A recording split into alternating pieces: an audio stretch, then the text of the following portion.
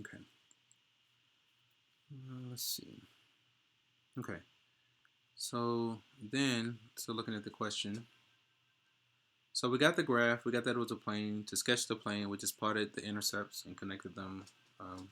And we got the plane, and then the associated contour map with contour intervals. So we have some plane in 3 space, and it's a flat surface that's oriented in 3 space in a sense. So now we have this flat surface in 3 space. Now if we cut this flat surface parallel to the XY plane, through the Z axis, so if we cut this flat space, if we cut a plane and where the plane is slanted and we cut it, what's going to be our trace? What kind of image are we going to get? If it's just a flat plane, what's going to be the trace of a flat plane when we cut it in this context? So it should give us a line. For instance, so when we cut it when z is 0, it should be a line, on the xy plane. Then as the z's increase, that line should kind of go along the plane in a certain direction. Okay. So it says associated contour map with a contour interval m equals 4. So we want to go in steps of 4. So if we cut this plane, it'll give us a line.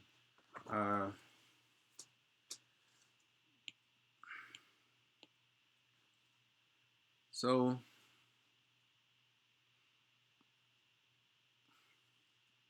say our C was 0, what would happen? So if we set, let's go back to the beginning. So we have f of x comma y equals this. So let's just copy what we have. Copy. Let's change our paper back.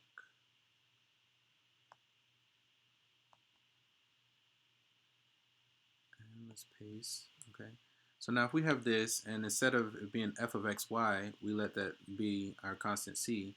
So then we're going to say 12 minus 2x minus 3y. We're going to let that equal c. Okay. Now if c were 0, okay, in a 2 sense, we could solve for y, we'll get the equation of a line, right? What we just sketching? Okay. So let's do that. It's like c were 0, and we solve for y, add and divide. We would get y equals divided by 3. Looks like a negative 2 by 3x plus 4. Okay. So then if we were graphing the 2D sense, the y-intercept would be 4, and then our slope would be a negative 2 by 3, and that would be our line. So we can do that. Let's go to paper, graph paper.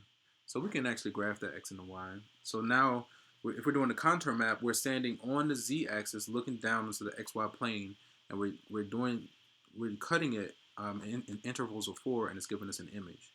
So I'm just going to do like here and here. All right. So if we're going to steps of 4, we'll let this be 4. We'll let this be 8. Actually, no, we don't need to do that. It's just the c's need to go about 4. So then we got 4 there down to, so let's go,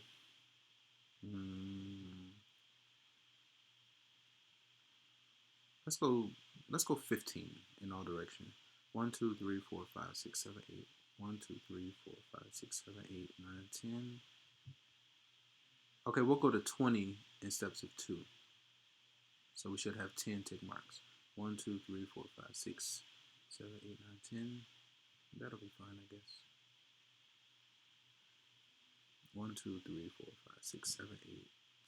Let's see, 1, 2, 3, 4, 5, 6, 7, 8, 9, 10.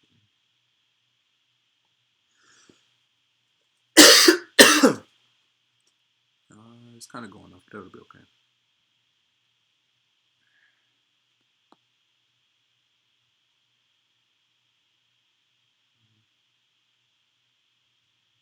Okay, so we can do it. I think I'll work with this for now, and then if we need to increase it or change it, we will. So I still want to go 2, 4, 6, 8, 10, 12, 14, 16, 18, 20, and 22. 2, 4, 6, 8, 10, 12, 14, 16, 18. -2, -4, -6, -8, -2, -4, -6, -8, -10, -12, 14, 16, 18, and 20. Okay. So now if we were graphing this line, again, this will be our positive x and positive y. So this first one, when c is 0, we start at 4, so we would be here. And then down 2, so down 2 and over 3, we will be here. And then to connect it, hold on. 2.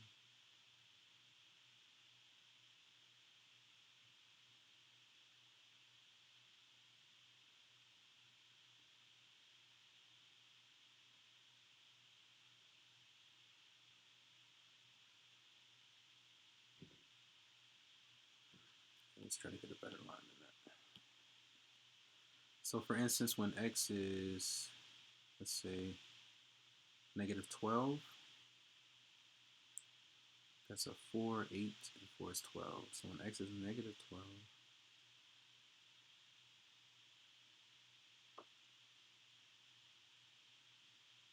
so 4 times 2 is 8, so we're at -12, 12.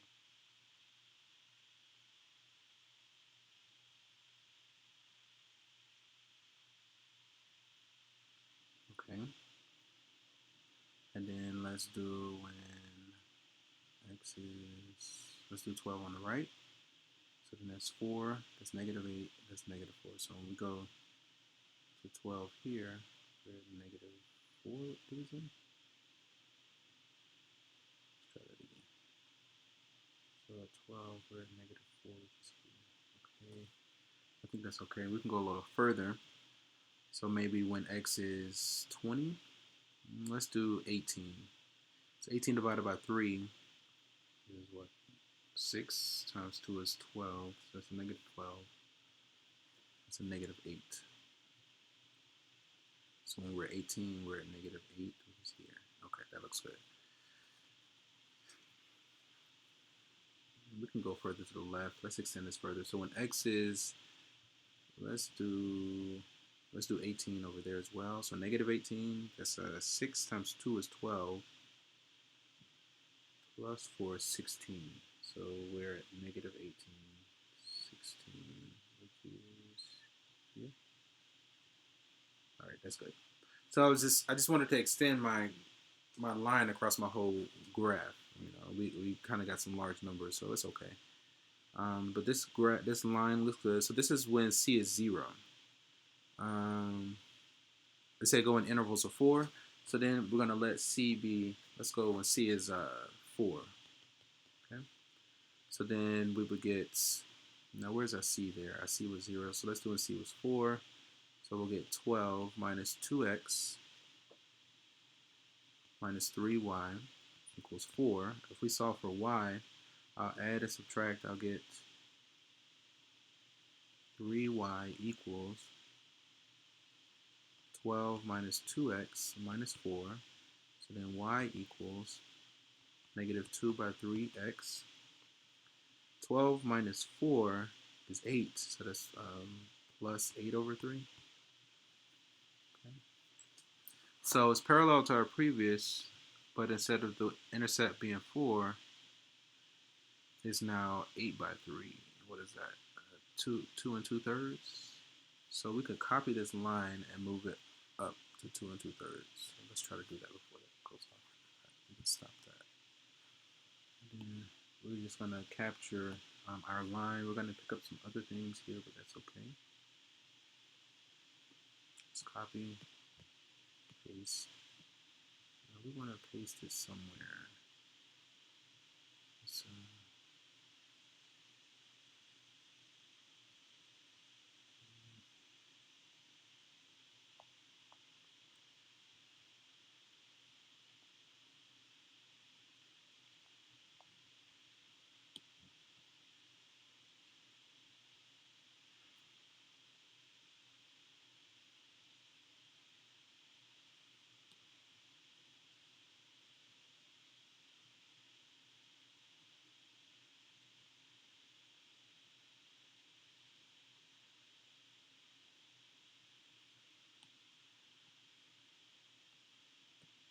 Okay.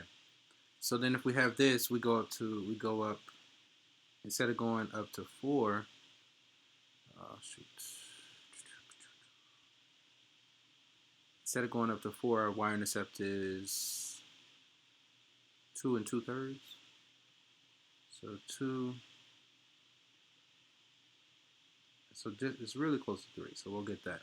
So then when I see a score, and I'll do one more just to confirm what I'm thinking. It seems like as the C's increase, our line is moving down the y. So the y is becoming more and more negative.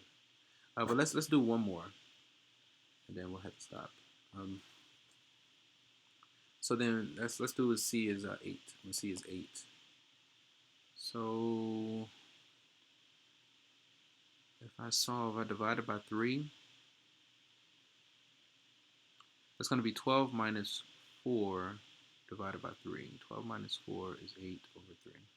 So this part here was really, here we can leave it and do, this was really 12 minus 4 and divided by 3. So when we do C is 8, we should get y equals a negative 2 by 3x plus, it's still going to be 12, but now it's going to be minus 8 over 3. Okay. So then 12 minus 8 is 4, so now we're at 1 1/3. So now if we paste, now our y-intercept is 1 1/3, so we're about there. We get something like this. So it's about there. Okay, and we can continue. So as our C's increase, our traces go down the y-axis, and then so I would assume that as the C's go negative, they should go up the y-axis.